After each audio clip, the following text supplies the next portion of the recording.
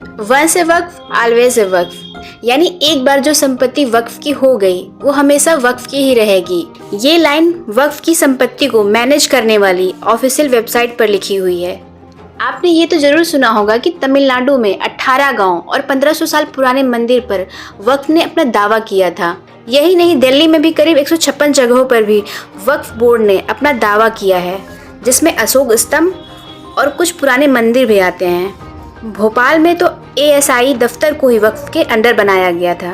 नमस्कार दोस्तों, मैं मीनू और आज हम बात करेंगे वक्फ के बारे में।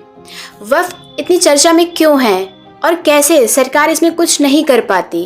वक्फ अरबी भाषा के वक्फा शब्द से बना है, जिसका मतलब कारावास और निषेध या ठहरना होता है।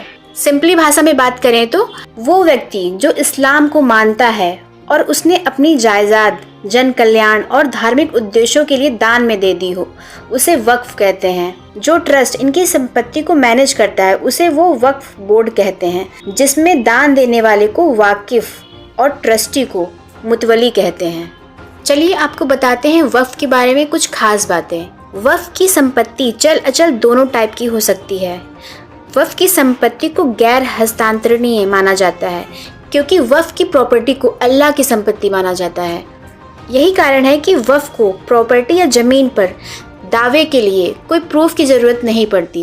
वक्फ बोर्ड के पास जमीन अधिग्रहण करने के लिए असीमित अधिकार हैं, जिसमें आज भारत देश में आर्म फोर्स और रेलवे के बाद सबसे ज्यादा जमीन वक्फ के पास है, जो कि करीब 8.7 लाख प्रॉपर्टी है और ये करीब 9.4 लाख एकर्स है, जिसकी वैल्यू 1.2 लाख करोड़ है। इन प्रॉपर्टी का कंट्रोल देश में 32 वक्फ बोर्ड के अंदर है, जिसमें कुछ शिया बोर्ड हैं और कुछ सुन्नी। इसके साथ नेशनल लेवल पर सेंट्रल वक्फ काउंसिल भी है।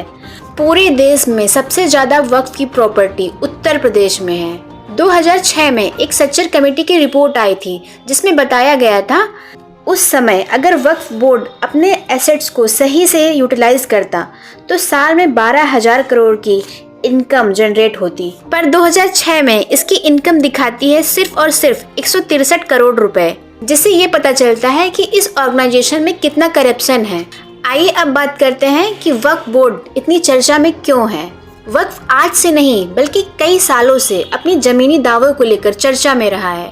कई बार इसने दूसरों की जमीन को जबरदस्ती अपनी यानी वक्फ की बताई, जैसे तमिलनाडु के 18 गांवों और 1500 साल पुराने मंदिर को बताया कि ये वक्फ की जमीन पर बना है। दिल्ली में 156 जगहों पर वक्फ ने अपना अधिकार बताया है। भोपाल में कई सरकारी दफ्तरों को भी वक्फ का बताया। ऐसे करीब सैकड़ों केसेस हैं जिसमें वक्फ बोर्ड को अपने अधिकारों का गलत इस्तेमाल करते हुए दिखाया है। पिछली सरकारों ने इस पर ध्यान न देते हुए इस बोर्ड को इतनी शक्तियां दे दी थी कि आज की सरकार और कोर्ट इसके खिलाफ ज्यादा कुछ नहीं कर सकती। इसलिए इस बोर्ड की मनमानियों को रोकने के लिए सरकार एक बिल लेकर आई है। वक्फ एक्ट में कुछ संशोधन यानी अमेंडमेंट हुए हैं। बताया जा रहा है कि इस बिल में करीब 40 संशोधन हुए हैं, जो आज हर न्यूज का चर्चा का विषय बना हुआ है। ऐसा नहीं है कि वक्फ एक्ट में पहली बार बदलाव यानी अमेंडमेंट किए जा रहे हैं। देश की आजादी के बाद 1954 में वक्फ की प्रॉपर्टी को मैनेज करने के लिए वक्फ बोर्ड बनाया गया। इसके बाद 1995 में वक्फ में संशोधन करके इसको वक्फ एक्ट बनाया, जिसमें इसको ज़्यादा ताकत मिली।